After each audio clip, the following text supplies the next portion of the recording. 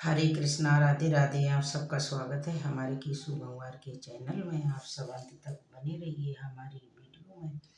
अगर हम राधा जी का जिक्र करें तो कृष्ण जी का नाम ना आए तो ये तो संभव ही नहीं है, क्योंकि राधा और कृष्ण हमेशा से एक दूसरे के पूरब रहे।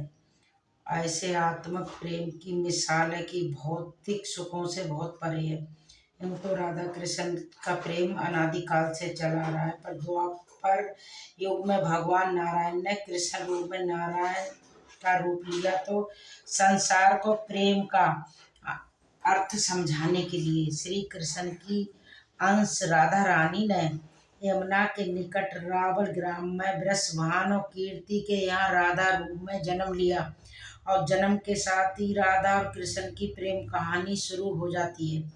मगर दोस्तों, ऐसी क्या घटनाएं और स्थिति बन जाती हैं कि राधा को कृष्ण का विरह का सामना करना पड़ता है, और कृष्ण क्यों अपनी प्रिय बांसुरी को तोड़ देते हैं?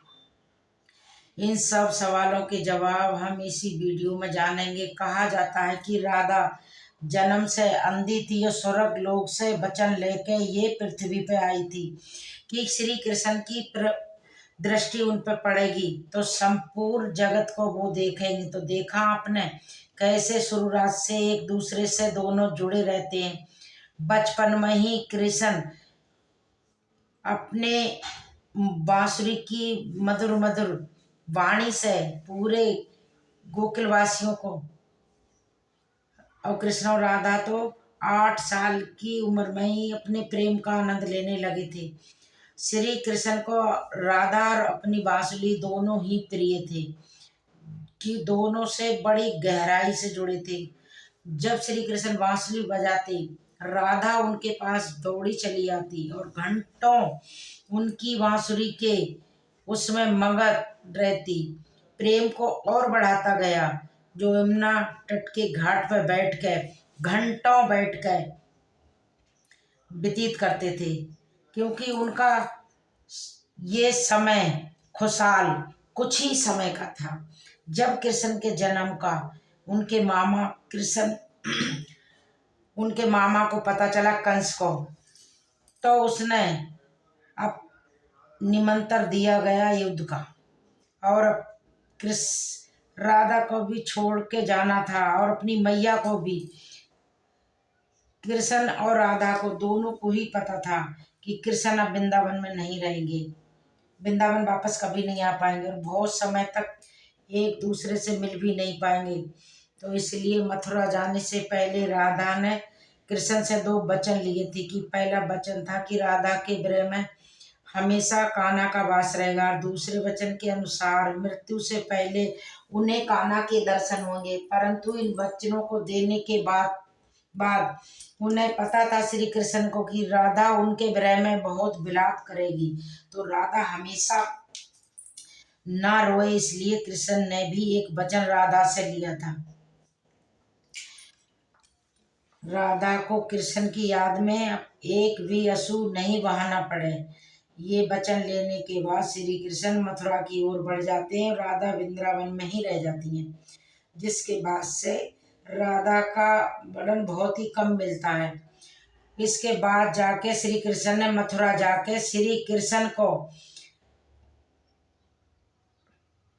जाके कीर्ति और वासुदेव को मुक्त करवाया, और मथुरा से आगे बढ़ के प्रजा की रक्षा के लिए द्वारका नगरी की स्थापना की।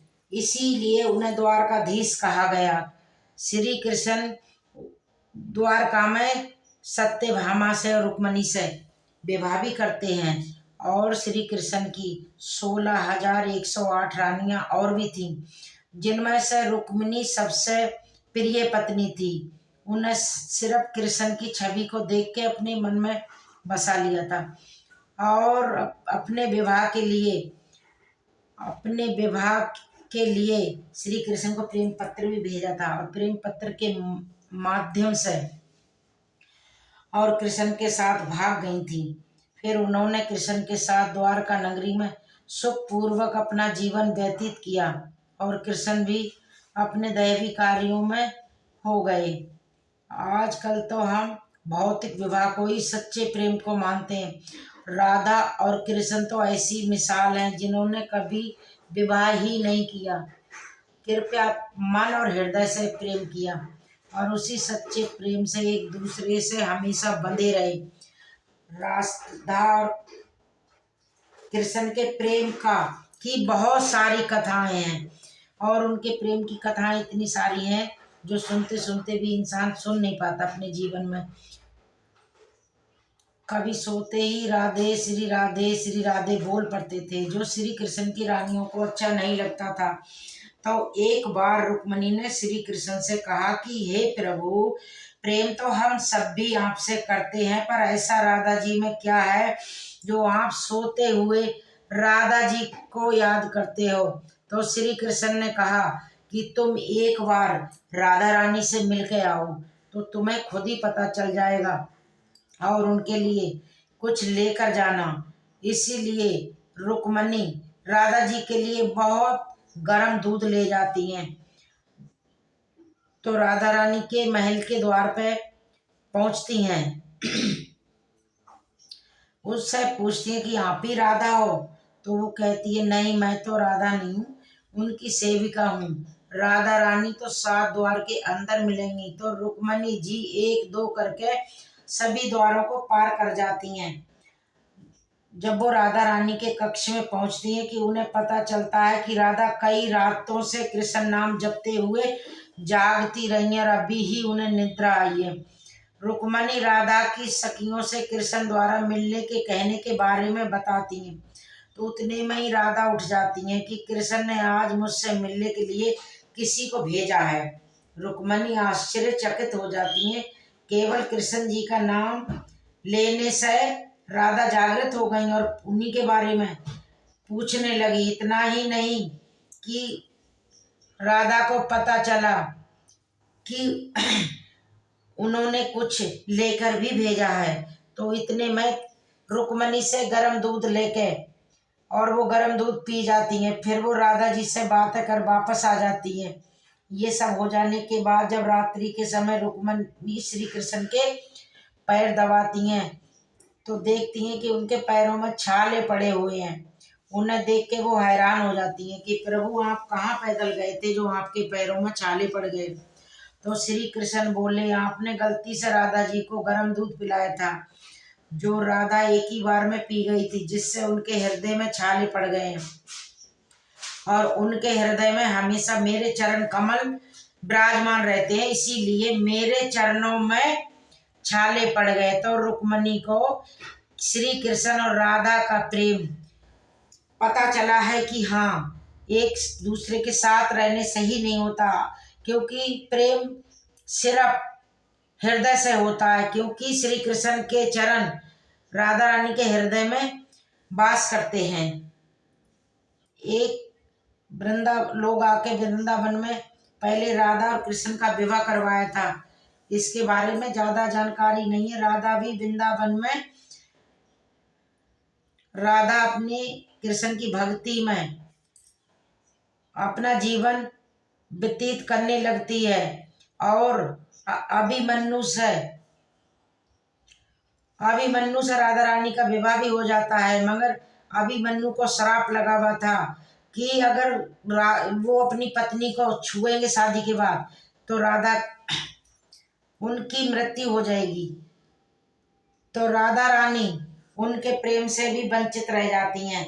वो तो अपने कृष्ण की भक्ति करती हैं और कृष्ण की भक्ति में मगन रहती हैं। बहुत वर्षों के बाद जब राधा अपना विवाहित जीवित अपनी जिम्मेदारी से निभा लेती हैं तो वो अपनी जिम्मेदारी से मुक्त हो जाती हैं। तो वो श्री कृष्ण के पास द्वारका आती हैं। तो राधा और कृष्ण आपस में मौन रहते हुए भी अपने मन की व्यक्तता एक दूसरे से घंटों एक दूसरे से बतलाते रहे।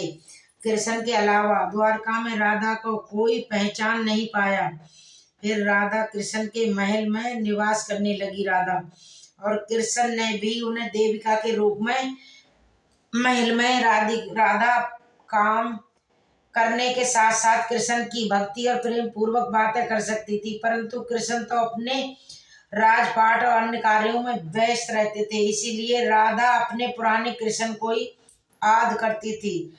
तो कृष्ण का पुराने जैसा साथ ना पाके राधा का मन और अधिक व्याकुल रहने लगा और उन्हें डर सताने लगा कि कृष्ण की जो मनोहर छवि है वो कहीं धुंधली ना हो जाए। इसी तरह राधा ने चुपचाप द्वारका नगरी को छोड़ दिया। कुछ समय और बिताने के बाद जब राधा का अंतिम समय पास आने लगा तो उनने कृष्ण का स्मरण कर उन्हें अपने वचन याद दिलाए। राधा के वचन सुनकर कृष्ण वहां दौड़े दौड़े चले आए। राधा की इतनी दयनीय स्थिति देख के श्री कृष्ण भाव विभोर हो गए। उनने अंतिम समय में राधा से कुछ मांगने को कहा, जिस पर राधा ने उनके सामने एक ही इच्छा प्रकट करी थी कि वो अपने जीवन अंतिम समय में वही रूप देखना चाहती है जो अपने कृष्ण को वृंदावन में देखती थी। वैसा ही रूप राधा अंतिम समय में देखना चाहती है। मीठी बांसुरी बजाते हुए कृष्ण को सुनना चाहती थी और इतना राधा का कहना हुआ। कृष्ण जी ने अपनी बांसुरी मीठी मीठी धुन से बांसुरी बजाने लगे और कृष्ण और राधा ने जब मुरली सुनी तो उनके आंखों से दोनों के कृष्ण और राधा को के आंसू धारा बह रही थी और उनकी धुन मुरली की सुनते ही सुनते माता राधा रानी ने अपने प्राण त्याग दिए। उनकी उनकी मृत्यु से कृष्ण इतने भयभीत हो गए थे कि अपनी मुरली को बांसुरी को तोड़ के और हमेशा के लिए बांसुरी से मुख मोड़ लिया था। बांसुरी और राधा का एक अनमोल अनमोल महत्व था। कृष्ण ने बांसुरी को क्या किसी अन्य चीजों को भी कृष्ण ने हाथ नहीं लगाया। राधा रानी की मृत्यु के बाद कृष्ण बहुत राधा रानी के लिए विलाप करते थे, अपने मन ही मन बड़ा शोक करते थे। हरे कृष्णा, राधे राधे।